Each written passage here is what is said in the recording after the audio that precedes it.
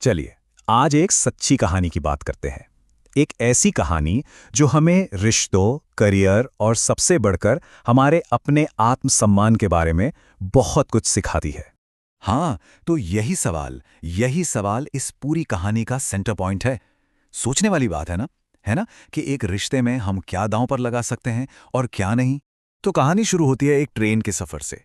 Scene कुछ ऐसा है कि जो हमें ये कहानी सुना रही हैं, वो एक नौजवान लड़की को देखती हैं, जो फोन पर बात करते करते रो रही है।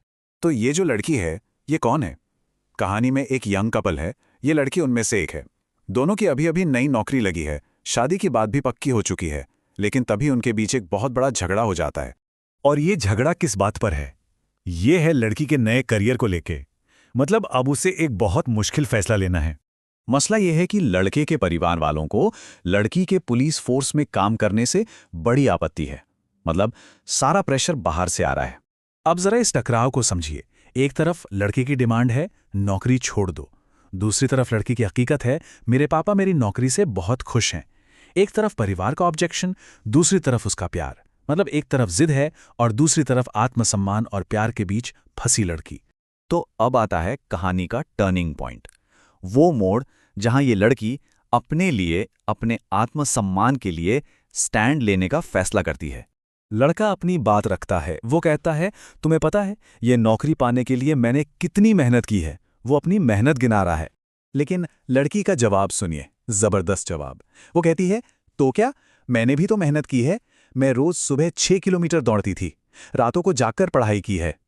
वो साफ कर देती है कि उसकी मेहनत किसी से कम नहीं है। और इसके बाद आता है लड़के का फाइनल अल्टीमेटम। वो कहता है, तो फिर मेरे लिए भी शादी करना मुमकिन नहीं है। मतलब उसने पूरे रिश्ते को ही दांव पे लगा दिया। अब लड़की का जवाब देखिए। वो कहती है, पहले ये तो देख लूं कि मैं तुमसे शादी करती भी हूं या नहीं, फिर तुम्हारे मुमकिन नामुमकिन की कहानी सुनूंगी। वाह, क्या जबरदस्त तरीके से उसने पावर वापस अपने हाथ में ली। साफ कह दिया कि अकेले मैं कुर्बानी नहीं दूंगी। तो ये जो पूरी घटना है, ये हमें कहानी के सबसे जरूरी सबक की तरफ ले जाती है। मतलब बलिदान और एडजस्टमेंट में क्या फर्क है। देखिए, एक तरफा बलिदान का मतलब क्या है? जब रिश्ते में सिर्फ एक इंसान से ही उम्मीद की जाती है कि वो अपनी कोई जरूरी चीज छोड़ दे और दूसरा कुछ भी ना करे। इससे एडजस्टमेंट नहीं कहते, ये तो सरासर एक तरफा मांग है। तो लड़की ने तो अपना स्टैंड ले लिया। अब देखते हैं कि उसके इस फैसले का नतीजा क्या निकला और इससे हमें प्यार और सम्मान के बारे में क्या पता चलता है। जब लड़के ने देखा कि लड़की अपनी बात पर अड़ी है, तो उसका मन बदल गया।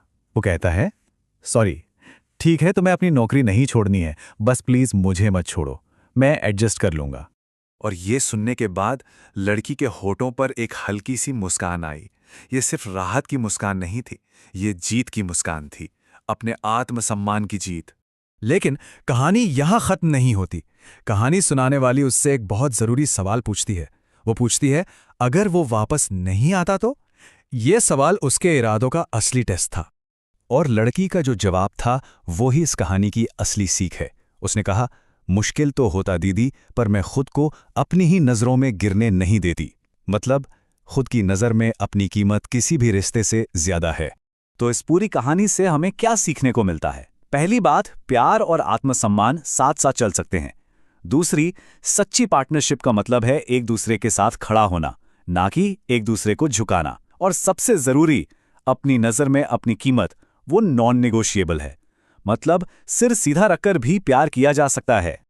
और अब आखिर में एक सवाल सबके लिए सोचने के लिए, कि हम अपनी जिंदगी में एडजस्टमेंट और खुद को धोखा देने के बीच वो बारीक सी लाइन कहाँ खींचते हैं?